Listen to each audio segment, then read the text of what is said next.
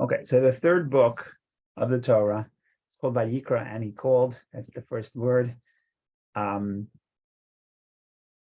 Greeks called it Leviticus because a lot of it talks about the laws of the temple. Not all of it, but a lot of it. And in the temple, of course, the people who served were the priests, which were from this tribe of Levi. Interesting that the early Jewish sources refer to this book not as Vayikra, but also not as Leviticus. Instead, they refer to it as Torat Kohanim, the laws of the priests. A little bit more precise. It's not Leviticus in general, it's more the priests. So it's not only the priests, but it's the first few portions is sacrifice. The first few portions is the laws of the offerings, and then you have the laws of purity and impurity. And later in the end of the book of who the priests can marry and who they cannot marry.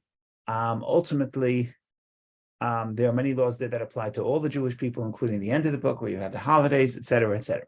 But generally speaking, we're talking about some of the laws that apply specifically in the temple. Now, a lot of these laws are intricate laws of how exactly do we slaughter the offerings, what do we do with the blood, which parts of the offerings do we eat, et cetera, et cetera. All of those laws are not applicable today in the practical sense because we do not have a physical temple. Nevertheless, we still study these laws. Why do we study these laws? Well, the Talmud says, the Medrash says, and they actually derive it from verses in the beginning of this week's portion, that anybody who studies the laws of the offerings, it's as they offered the offering. In other words, to offer the offering, yes, you can get the benefit of the offering by actually slaughtering the offering and offering it in the temple, doing all the laws that are prescribed. Okay, that's probably the best. But somebody cannot do that for any reason, then studying the laws of the offerings actually could achieve and could create the atonement and create the energy that the offering itself is it accomplishes.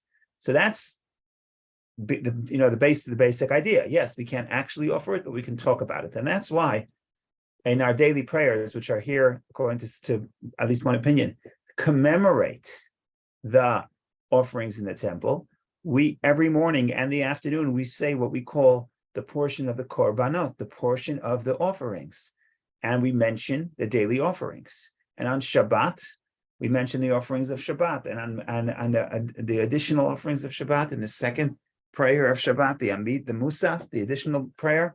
And that's what we do. We constantly mention the laws of the offerings because of this notion that if you study, not even studying certainly, there it says, even in the Shalom Parnas Vatena, the verse says that we will, with our lips, we can exchange for the actual cows. So even verbalizing it, but certainly studying it, the power of the Torah is such that we can actually create that energy even if we don't do it. That's step number one. Step number two, you get to more of the mystical interpretations, and they tell you that it's even more than that. It's not only that if you study the laws of the offerings, it's as if you brought the offerings, that too. But everything in the temple lies within the spiritual service of every person. So, and the same thing with all the offerings in the temple. So anything the Torah tells you about a service done in the temple, you have to now re-examine and figure out, how do I apply this to my own self? And yes, it was done in a practical sense in the temple, but maybe that was just, I want to say a symbol, because that has, in addition to being a symbol, it's also fulfilling the divine will. So it obviously has inherent value, but it also has figurative meaning and the way we're supposed to apply it to our life. And there's a very, very famous Hasidic teaching in the beginning of last week's portion. It's actually the first discourse that they study in yeshiva, and it's from Rabbi Shneur Zalman, the founder of Chabad, and he plays and he reads the words, the opening words of the third book, Adam ki yakriv mikem, a man who will offer from amongst you. And he discusses the grammar, and he says, shouldn't say a man who will offer from amongst you or from you. Should have said a man from you who will offer. And what he explains is that the verse should be read literally. A man who will offer from you. If you want to become close to God, if you want to offer an offering, you bring yourself close. And then the animal offerings that we discussed in the book of Leviticus represent the person's own animalistic tendencies. And there are different animals. And there's menabehema, there's cattle. There's animals, there's cattle, there's sheep, there's oxen, etc. These are each represents a specific form of a person's own animalistic traits.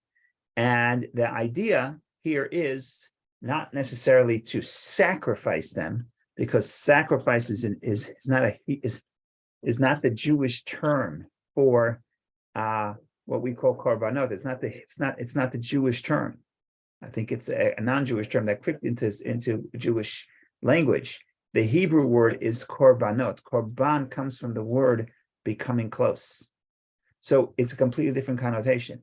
It's not about slaughtering or destroying or sacrificing the inner animal, but it's moving it closer to God, elevating it, refining it. So that's just a little bit of an introduction to talk about last week's. And in other words, the general book. Yes, everything we're going to say has practical meaning, but it also has spiritual and figurative meaning. So that's step number one. Last week we mentioned, at least depending how you divide, 4 or 5 categories of offerings. And the Torah can be broken down into many more. And the Torah gives us some laws about those offerings. This week's parsha comes again and reopens all those laws and goes through all those general categories of offerings and adds details and adds insights, primarily from the perspective of the person. In other words, the focus is how it should be eaten, for example, or how the priest or the owner person bringing the offering should eat the animal. That's the focus. So it's a sort of a different focus, but the same offerings and details are added. So let's read the parsha in a nutshell, and then we'll talk about the various categories of offerings, and then we'll try to think about how it applies, how we can make this meaningful for ourselves. Just one more introduction before the introduction. Everything I said is the first half of the book. I'm sorry, the first half of the parsha. The second half of the parsha is a different theme. The theme may be familiar to you because we already discussed this theme. In fact, it's actually the third time we're going to discuss it. It's the detailed description of the 7-day of the inauguration period when the temple was dedicated. So this is actually, by divine providence, very, very timely. The Hasidim say, they quote the Alter Rebbe, Rabbi Shneur Zalman, the founder of Chabad, who said you have to live with the times. Live with the times, but they didn't understand what that means. What does it mean? You have to go out and buy the New York Times. And he said, they asked him, his brother asked the Rebbe, he said, what do you mean? What does it mean you have to live with the times? And he said, you have to live with the message of the weekly portion, because everything is by divine providence. So if something is going on in the world and you need some insight, you look at the weekly portion and you sort of live with the themes of the weekly portion. So in Greenwich, we are, God willing, inaugurating a new temple, a new miniature temple on Sunday this week. So this Sunday, this week, what we're reading about is the preparation for the inauguration. In other words, the way it worked, it was 7 days of inauguration, where Moses and Aaron and his sons performed the service of the temple, but nothing happened. On the 8th day, which we're going to read about next parsha, the name of the parsha is Bayom Hashmini, on the 8th day. It wasn't the 8th day. According to most opinions, it was day 1 of the month of Nisan, the month with which we're currently in. But the point is, it's day 8 because it follows the previous 7. On the 8th day, they performed additional services, and that's when the divine presence dwelled in the temple. And it was a great celebration. And it was a great reiteration of the love of God to the people, even after the sins of the golden calf.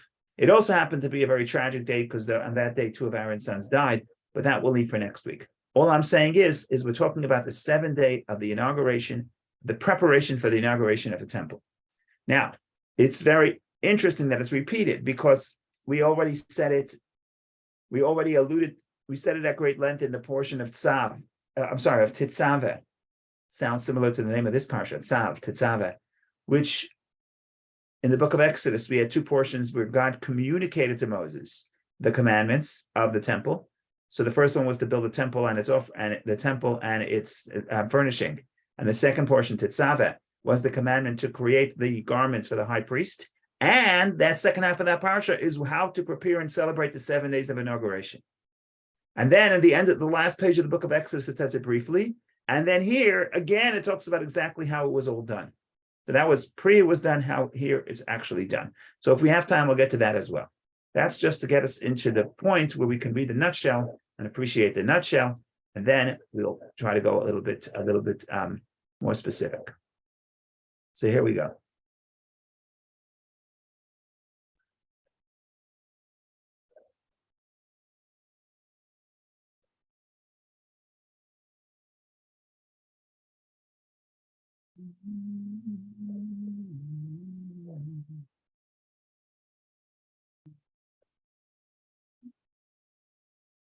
Is it sharing? Yeah, it says it's sharing, so I guess it's sharing.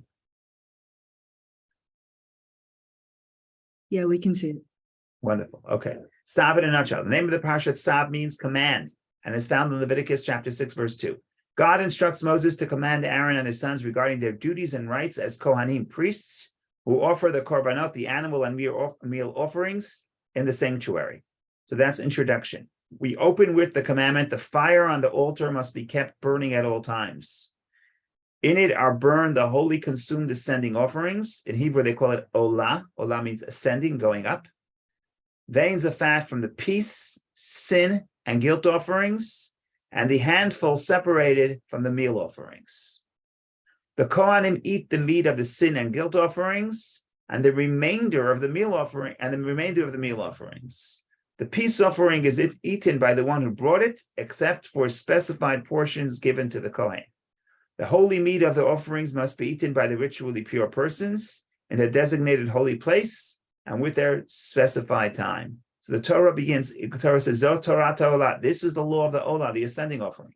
And then it talks about the fact that it's all burnt. And then it goes, Zot Torah Ta'chatat, Amincha, goes through all the offerings that we read last week. And it says, this is the law of that offering, and it reiterates those laws.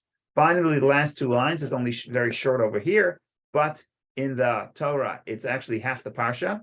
Aaron and his sons remain within the sanctuary compound for 7 days, during which Moses initiates them into the priesthood, and nothing happens. On the 8th day is when the excitement happens, when the divine presence rests on the temple. They see the cloud of glory, as we will read next week, except that it's not going to be next week, because next week is Passover, so it's delayed to the following week. So I'm pretty sure, yeah. So that's what it is. I'm pretty sure next Thursday, in other words, a week from next Thursday, Passover is already over. I think we'll have a class that Thursday morning, God willing, in good health. That would be the 8th. That's when we'll read a portion of Shemini. Just want to confirm that. Yes. No, it's the last day of Pesach. 22 of Nisan. Yes, of course. No, there'll be no class that day. Okay, fine. So we have at least 2 weeks off. Okay, so let's go a little bit. Let's talk about the specifics. Let's open the parsha. Let's open the text, and we'll see what we get to.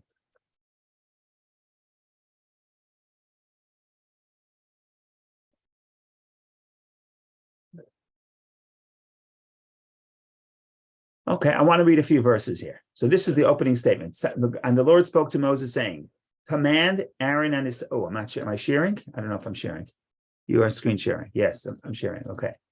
And the Lord spoke to Moses, saying, command Aaron and his sons, saying, this is the law of the burnt offering. Now, this is the law. There are different ways of saying law. In Hebrew, Zot Torah Ha'olah. This is the Torah of the elevation offering. And this is the source of what I mentioned earlier briefly, that the sages say. What does it mean? This is the Torah of the elevation offering. There are 2 ways to create an elevation offering. You can actually bring it, or you could study the Torah of the elevation offering, and that itself is an elevation offering. Okay, fine. So what do we learn here? We say as follows. This is the law of the burnt offering. That is the burnt offering which burns on the altar all night until the morning, and the fire of the altar shall burn with it. Tukat boy, in it. In other words, you have to have the fire burning all night. The Kohen shall don his linen tunic, and he shall don his linen trousers on his flesh, and he shall lift out the ashes into which the fire was consumed, the burnt offering upon the altar, and put them next to the altar. He shall then take off his garments and put on other garments, and he shall take out the ashes to a clean place outside the camp. The commentaries explain that verse 3 and 4 is talking about two different times. One is called the Trumat Hadeshen, which literally means the gift of the ashes, which means every day, the first order of business in the temple was that the priest would come into a priest would come in to the altar. He would take a little bit of ashes off the altar and put it next to the altar. That's the first order of business. That's verse 3. It's the first thing that was done in the day. Verse 4 didn't happen every day. Verse 4 was that once there were a lot of ashes, they would take the ashes and place it outside the camp in a pure place, and that's how they would get rid of the ashes from the altar. Okay, this is significant because again, we're not talking about just what was done in the temple. We're also talking about, we also want to keep an eye and think about how this applies to us as well. Okay, let's continue. Verse 5. And the fire on the altar shall burn on it. It shall not go out. The Kohen shall kindle wood upon it every morning, and upon it he shall arrange the burnt offering and cause the fats of the peace offering to go up in smoke upon it. In other words, you needed the fire to burn the elevation offering, but also the fats of the animal of the other offerings. Verse 6, a continuous fire shall burn upon the altar. It shall not go out. Now, you didn't really have to say verse 6, you already know it because we already said it twice. So verse 6, the entire verse 6 is redundant. We'll get to that hopefully. Okay, so what do we see here? We see two things. We talked about the first order of business is taking out the ashes, and we keep iterating that the fire must be continuous. So what we want to do right now is we want to think about what is the spiritual significance of this? What does this mean? What does it mean to us? And are these 2 points interrelated? Okay, so let's start with the ashes for a minute. I know it's not that exciting, doesn't seem that exciting, but it's a big deal. The first thing that, as I mentioned, the first thing you did, you came to the temple in the morning, the first thing they would do after dawn, once the sky starts brightening in the east, they would open up the gates of the temple, the priests would enter, and the first order of business was, well, the first they made a lottery. It's not written here, but it's not a commandment, but that's what they did. They made a lottery to divide which priests would do which services. But the first service in the temple was, again, Trumat Hadeshen. You go up, you take the ashes, you remove the ashes, and then you can start your day. And the question is, what is the spiritual significance of that symbolism? It's not just to clean the temple, because to clean the altar, because as I mentioned, verse 4 talks about what happens when they had too many ashes. Now, they didn't try to get rid of all the ashes. The Mishnah explains that the ashes, they saw that as beautiful. Ashes means there's a lot of activity. So they would actually make a big pile of ashes on the altar until it was way too big. It was way too big, they would take it off. But in other words, so it wasn't they had to clean the temple. It was more symbolic. They would take a little bit of ashes, take it off the altar, and put it next to the altar. And now we could start our day. The question is, of course, what does that represent?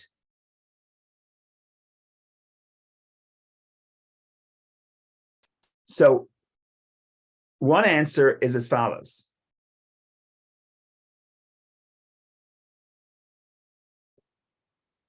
The answer is as follows. The answer is, or at least one answer would be, that the symbolism of what they call Trumat Hadeshen, gifting of the ashes, is to ask yourself, what do the ashes represent?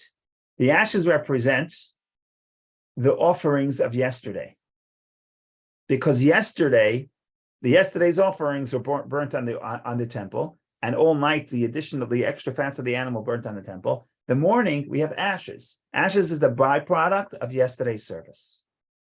So what is the Torah telling us? The Torah tells us the different ways to read it. You could think about it in the sense of humility. You could think about it in the sense of renewal.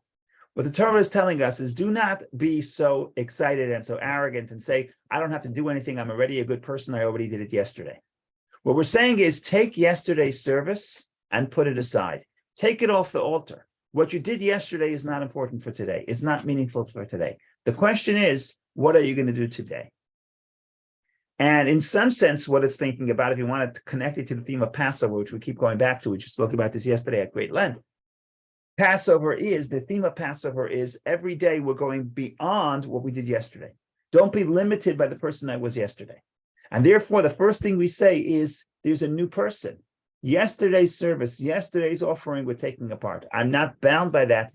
I'm not bound by the past choices. I'm not limited by the past choices. Today's a new day, the new potential. And that's the foundation of the day. That's the most important premise of the day. That's what allows for today to be a unique day, taking away the ashes of yesterday. So that's one interpretation. Once we have this, there are other interpretations we may or may not get back to, but let's keep that for a second. So what does the ashes represent? Removing the ashes. Removing the ashes represents renewal. Okay, fine. Now let's look at that same, which context is this renewal, removing of the ashes? What is the context of the portion? And here, as we mentioned many times, we mentioned multiple times in that reading, the Torah keeps reiterating there must be a continuous fire. So we'll get to the meaning of the continuous fire in a moment. But I'm just going to share the screen for a minute so we can see what's going on here, right? Verse 5 and 6 keep saying, the fire on the altar shall burn on it, shall not go out. The Kohen shall kindle up wood upon it every morning, and upon it he shall arrange. Okay, verse 6, a continuous fire shall burn upon the altar, it shall not go out. So that's in that context, we're talking about the daily offering, the Olah, the elevation offering. And we say there's two things. Number one, you start your day by taking away your ashes. Number two, you need continuous fire. So ashes means don't be bound by the person you were yesterday. Renewal, do something new today, do something different today, go beyond yourself today. Okay, that's renewal. What is continuous fire? So continuous fire is the opposite of renewal. Continuous fire means continuous means staying the same. In other words, creating positive habits. And the question is, what's better? And what it seems like the Torah is telling us, both are important. When we say, on one hand, we say renewal, you can't be bound by yesterday, you have to go beyond. On the other hand, do not underestimate the power of continual behaviors, the power of positive habits. And that, in fact, in some sense, that is where you engrave within your soul. That's the way you create lasting change. Not by every day coming and saying, I'm so excited, let's start something new. That's wonderful as well. Once in a while, you have to start something new. But every day you have to go beyond what you did yesterday, but not at the expense of ongoing, continuous commitment. So we have renewal and we have commitment. Which one's better? In the service of God, in any relationship, really, but in the service of God, you need to have both. So that's the first thing we can think about, is what the ashes represent is renewal. I'm not bound by the person I am yesterday. I'm a new person. I can go beyond what I was yesterday. On the other hand, continuous. I did something yesterday, something that was good. Continue it. Continue the pattern. Continue the behavior. No reason to reinvent the wheel every day. So these are the sort of the two extremes. I would say it's renewal and commitment. Being spontaneous, but being spontaneous, but also being predictable, being reliable. Having both of those sort of opposite extremes are packed into the same story in the opening verses of our parsha, saying both are necessary for this in the service of God. Okay, so that's the first thing we want to talk about.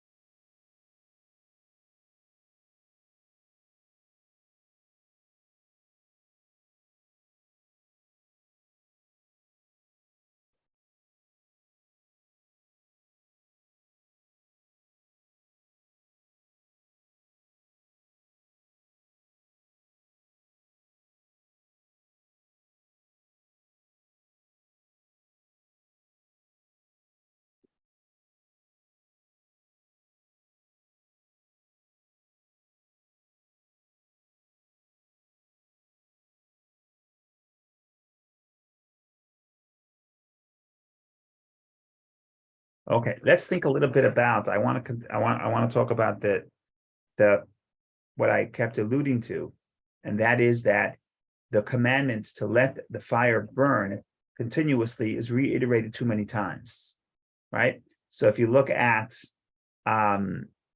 verse 2, it talks about having the fire all night. Verse 5, fire on the altar shall burn on it, it shall not go out, right? That's another way of saying continuous. It should always be on it and not go out. And then verse 6, it says it almost twice. It says it twice. A continuous fire shall burn upon the altar, it should not go out. So it almost says it 4 times. It says the words not go out. I think it says that 3 times. No, it says it twice, and then it says continuous fire is the 3rd time, and then it said it earlier in verse 2. So the point here is, why do we need to say, what are we emphasizing so many times? And especially verse 6, the entire verse 6 seems redundant. So there's all kinds of interpretations, and Rashi gives us interpretations. And one interpretation, I'm going to quote a different interpretation from the Jerusalem Talmud. The bottom line is, whatever interpretation you give, you also have to explain what is the equivalent in the spiritual service of a Jew. Okay, so let's start with the practical. Why do you have to keep saying there has to be fire on the Mizbeach always? It shall not be extinguished. What happens if we wouldn't have verse 6? It says, light fire on the altar. Wonderful. It should always be there. Verse 5, and the fire on the altar shall burn upon it, shall not go out. Okay, isn't that enough? So the Jerusalem Talmud says as follows. The Jerusalem Talmud says, look, if you say the fire should always be on the altar, what do you mean? You mean normal circumstances. But then there are the extreme circumstances, both extremes as we'll discuss in a minute, extreme circumstances where you would think maybe in the extreme circumstances you don't need fire. And that's why what verse 6 comes to reiterate. Verse 6 tells you that when we say it shouldn't be extinguished, we mean it should not be extinguished.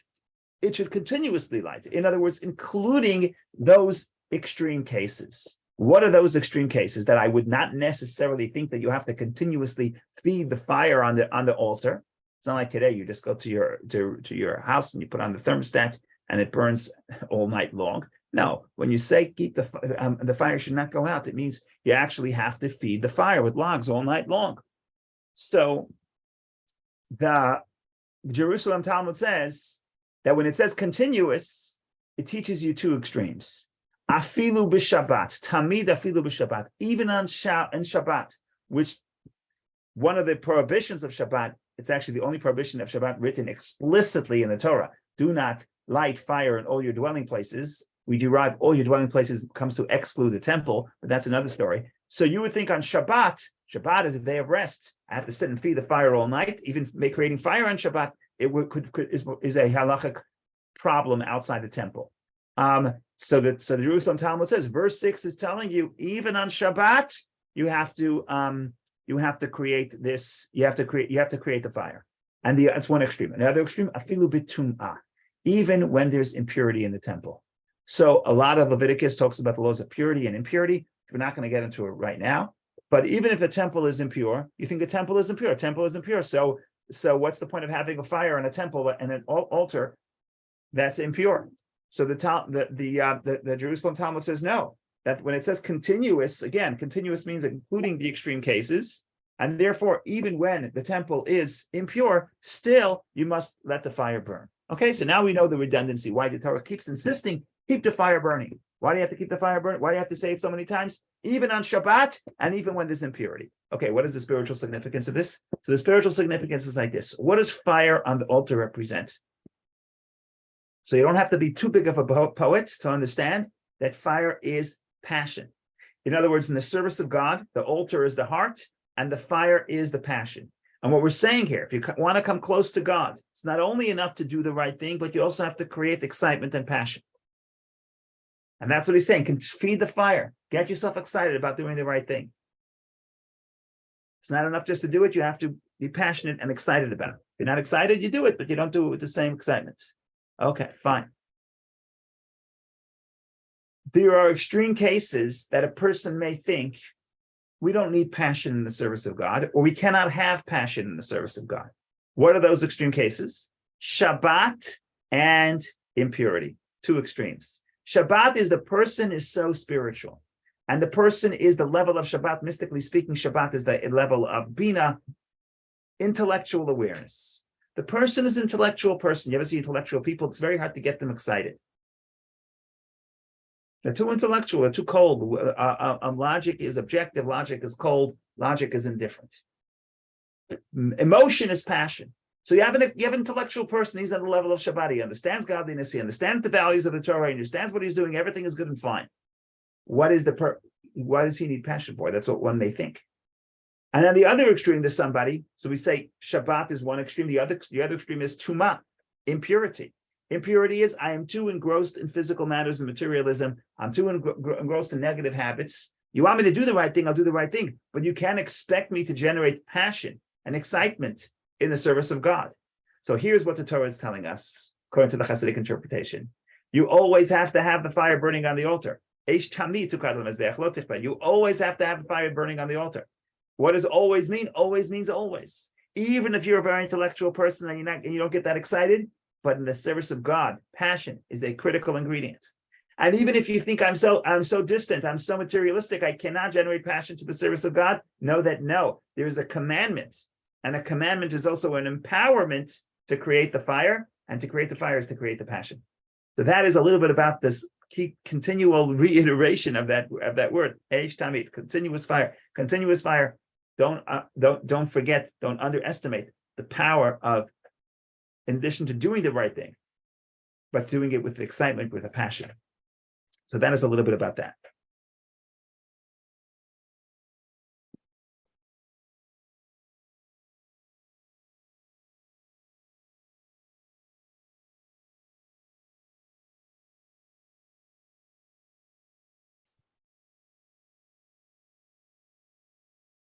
Okay, the next step, I want to mention something about the the categories of offerings, and talk a little bit about that for a few moments, and then we'll go back to a very interesting offering. It's the Thanksgiving offering.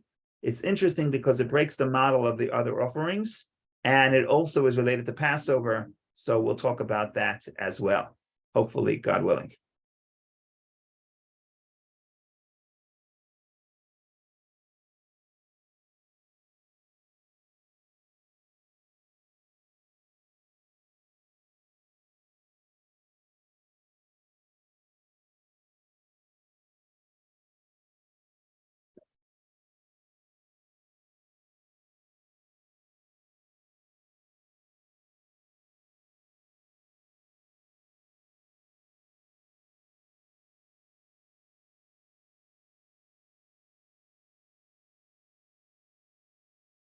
Okay. The three general categories of offerings, even though you can say easily that there are five, but we're going to make it into three. The three general categories of offerings that we read last week, and again reiterated this week, is Olah. Olah is elevation offering. After the elevation offering, you have, now in the elevation offering, there are two categories. Is the elevation offering. When you say elevation, you mean all of it goes onto the altar. Nobody eats it. The person bringing the offering doesn't eat any part of the animal, nor does the priest eat any part of the animal. It's all offered up to God. It's slaughtered and then burnt. That's the elevation offering, Olah. The elevation offering, there are two forms. There's the animal elevation offering, but there's also the elevation offering of grain, really of bird and also grain. And this week's parasha, we just mentioned the grain, but the grain is called mincha. Mincha literally means a small gift. And yes, in comparison to an animal, grain is a small gift. Okay, fine. So you have the elevation offering as category one. Next category, at least I'm following the pattern of last week. This pattern changes a little bit, so undermines what I want to say, but we'll leave that for another time. Right now, we're going to follow the pattern of last week, how these offerings were introduced to begin with. After the elevation offering and its subcategory, which is the mincha, the elevation offering, the meal offering, then you have what they call a shlamim. Shlamim is a very interesting word. In Hebrew, the word shalom, which is a famous word. I guess probably the most famous word in Hebrew is shalom. Shalom is a beautiful word because it means multiple things. It means hello. It means peace. It means complete. And you see how all those are related. If I want peace, peace means that we're complete. We're not fragmented. And if I say hello, means hello is an offering for peace, etc. So the shlamim is the peace offering. We call it the peace offering. Now, why is shlamim the peace offering? So there's different interpretations. The Medrash says it makes peace between God and between the Jewish people and the Father in heaven. Okay, why specifically does the peace offering make peace? The other offerings don't make peace. What do they make? Okay, so we'll deal with that in a minute. But another very practical interpretation is because the peace offering makes peace. You know why? Because everybody is happy with the meal off with the peace offering. Why is that? Because who consumes the meat of the peace offering? So the person who brings the peace offering gets a piece. The Baalim, the owner, the person who brings the offering. The priest, the Kohen, who offers the offering, also gets certain portions of that animal. And the altar, which represents the table of God, also gets a piece. So everybody's happy. How do you get peace? You come up with a piece of cake, you divide it, you give all the kids exactly the right size. God forbid you shouldn't give one kid bigger piece, but that's another story. You give each kid a piece of cake, and you have a peace offering. So that's what it says. A peace offering is the priest eats some, the Jew eats some, and God eats some, and everybody's happy. Fine, that's the peace offering. Sounds a little bit amateurish or immature-ish.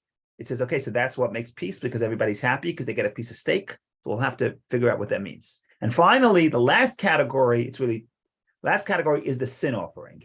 And in the sin offering, there are two categories. There's the chatat, which we call a sin offering, and then there's the asham, which we call a guilt offering. The difference between sin and guilt is that sin applies to all the sins, and guilt applies to specific sins that are listed. Why they're called guilt is beyond the scope of this discussion right now. The three categories again: elevation offering, peace offering, sin offering. Now, it's very categorized and it's very detailed, and every offering has different details. So without getting into all the details, what's the big picture? The big picture is that there are at least three ways of how we relate to God. And the thesis here is going to be that it goes from lowest to highest. You start with elevation, you go to peace, and then you go to sin. Even though you may think sin is the lowest, but of course in Judaism, the sin has to be the highest. So what are we saying? What is the notion of coming close to God? And this is all cultures have a elevation offering. No culture that we know of, that I know of, no ancient culture, I'm saying, has a peace offering. But an elevation offering, every culture had. Every pagan culture has an elevation offering. What does elevation offering mean? You want to make the gods happy? You give up of yourself to come close to God. And that's really what the word olam means. You're going up. You're taking something that's meaningful, giving it to God. What are you showing? I want to become more spiritual, so I'm giving it to God. So the pagans, it was more giving to God to bribe him to let it pacify the God, so I can go and have my fun. But in the more sophisticated religions, more spiritual religions, yes, you want to come close to God. You have to sacrifice of yourself. You can't expect to eat steak and become close to God. You have to give up of your possessions to God, move away from the materialism, and you elevate yourself to become close to God. What a wonderful spiritual meaning. But as you know, because you study Judaism and you also study Hasidism, so that highlights those points of Judaism, that in Judaism, escaping the world to come close to God is a wonderful thing, and we do it. We do it every day. We say the Shema, we close our eyes. We have different times of the year where we have the exercise of sort of trying to escape the gravitational pull of the physical world. But that's not the goal. What is the goal? The goal is not to escape materialism, but to sanctify it. And that's what we say the quintessential Jewish offering is the shlamim, the peace offering. What's the peace offering? What's making peace? Making peace means you can make everybody happy. You could give a piece of offering to God, but you could enjoy the meat, and the experience of enjoying the food itself, of consuming the food itself, becomes a holy experience, becomes part of the service of God. And feeding the priest is also part of that service. So after you understand that I want to escape the material to become close to God, which is step number one, you have to do that to break free of the pull. Then you say that's not the goal. You have to come back and eat a peace offering, because a peace offering is the way you bring holiness to your daily experiences, including the materialistic experiences of eating meat, which, devoid of connection to sacrifice, eating meat in those days was like the most luxurious thing you can do, and the most sensual thing you could do. You could eat So the point here is we're eating that in the context of the service of God. Okay, beautiful. What could be more than that? What could be more than that is the sin offering. What's the sin offering represent? Sin offering represents, even though I sinned, I went against God. God forgives, and the sin offering represents the reconciliation that happens after the sin. And that's the deepest interpretation. That's the deepest form of connection to God, because what does that show? That shows that the bond with God is unconditional, like a parent and a child. And therefore, there's nothing you can do to separate to the point that it cannot be reconciled. And bringing the sin offering represents the fact that no matter how far I go, I get to the point where I want to become close again. And that represents the unbreakable bond with God. So that's just a little bit of the various categories, the three categories of offerings. And we're categorizing them from lowest to highest. In other words, you start at the bottom of the rung and you grow. You start with the elevation offering, the desire to escape the physical and come close to God. You go to the peace offering, which is the ability, the desire to, the ability and the experience of sanctifying the food you eat, sanctifying the material pleasures of the world, eating them in the context of making peace between God and the Jewish people, God and the world, where materialism doesn't have to be a distraction from spirituality. To the contrary, it could enhance spirituality, because the more pleasure you have, the more happy you are, the better person you could be, etc. And then finally, we say the deepest level is, even if you get to the point where you think that the bond is broken, understand the bond can never break. The bond is unconditional. And the unconditional bond is the deepest bond. And that's why the highest recognition is the sin offering and the guilt offering. Nothing could stop the connection between the Jew and God. So that's a little bit about last week's parsha. I say last week's parsha because this week's parsha, it's not organized in that order. The peace offering happens later, but that's for technical reasons. This parsha, again, this parsha is really focused on the person eating, and therefore it's categorized a little bit different. But when they are introduced last week, it's introduced exactly the way I said it. Okay, fine. We have a few minutes left, and I want to talk about one specific peace offering, which is called the Thanksgiving offering, which is completely unique, and it's related to to Passover in some senses. If we decide to connect it, we can decide not to connect it. We'll see. But I want to read that inside, and we'll talk a little bit about the beautiful Thanksgiving offering. So here we go. Let's just find it, and we'll share the screen. I don't think I'm sharing the screen yet, but we'll find out. Okay.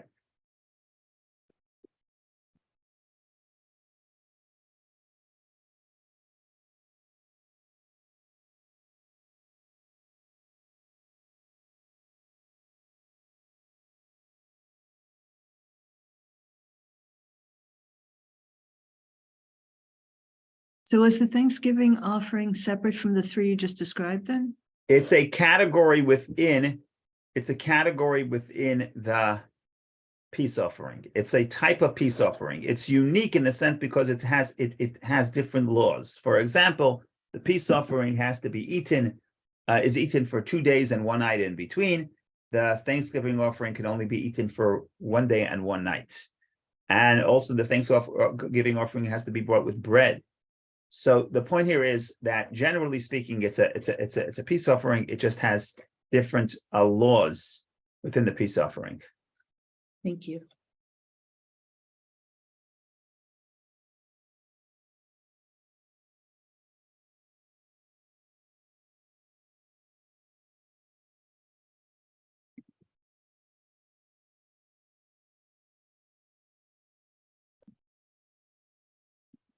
Yeah, so even if you'll see as I share it, you'll see that the Torah says this is the law of the peace offering, and it jumps straight to the chatat. It just jumps straight to the Thanksgiving offering, and it says if you decide to bring us a Thanksgiving offering is one option, one way to bring a peace offering, but it's not the only one. It has unique laws. So let's read a little bit about the details of the peace offering, specifically about the Thanksgiving offering. So I'm reading Leviticus chapter 7, verse 11. And this is the law, Zot Torah, this is the law of the peace offering which he shall bring to the Lord. If he is bringing it as a Thanksgiving offering, he shall offer, along with the Thanksgiving offering, unleavened loaves mixed with oil, unleavened wafers anointed with oil, and scalded flour mixed with oil. 3 different types of grain offerings together with the animal offering. All these three listed in verse 12 are unleavened. By the way, with only two exceptions, all bread. There was no bread in there's no chametz, what we would call unleavened bread. There was no leavened bread in the temple all year.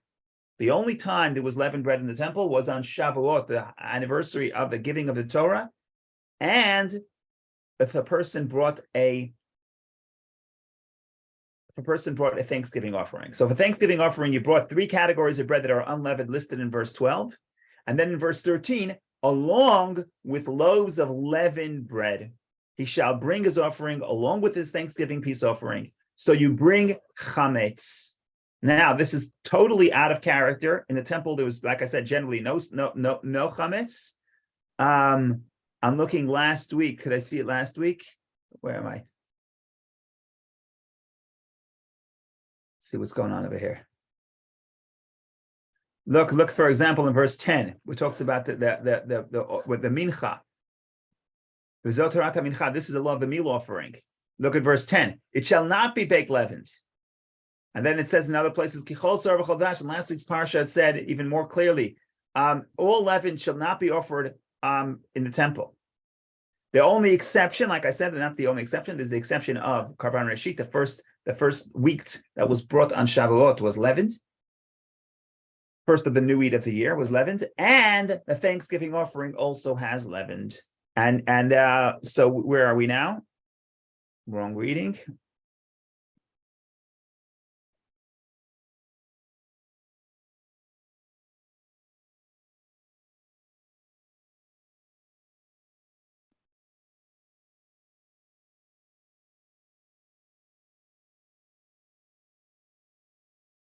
I was right reading. Okay. So what do we read? We read, and then what it says like this, verse 15, and the flesh of his Thanksgiving peace offering shall be eaten on the day he offered it. On the day it is offered up, he shall not leave any of it over until the morning. So you could eat it at night, you could eat it during the day. If I offer my peace offering, my Thanksgiving offering at 11 o'clock in the morning, I could eat it all day, and the next night it cannot be left over to the next morning.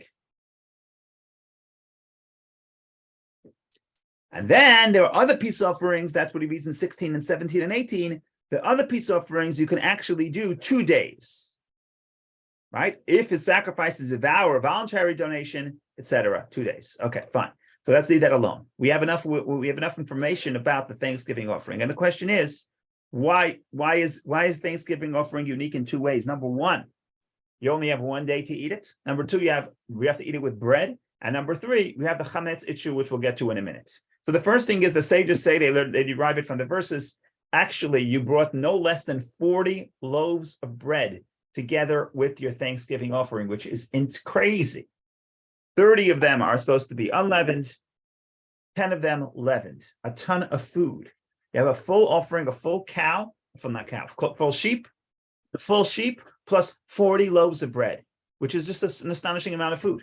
And what's even worse is that you have less time to eat all this food than you have a regular offering. A regular peace offering, you have 2 days.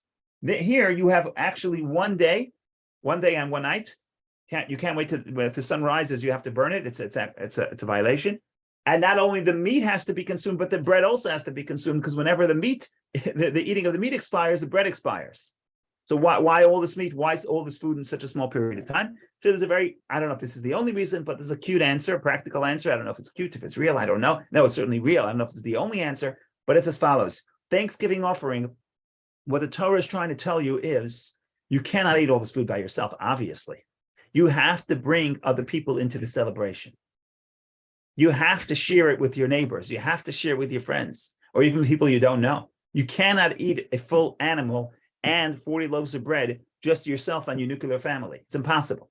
So the Torah is telling you how to be rejoiced. When a person is happy, when a person is thankful, understand that joy has to be shared, because that's the true gratitude.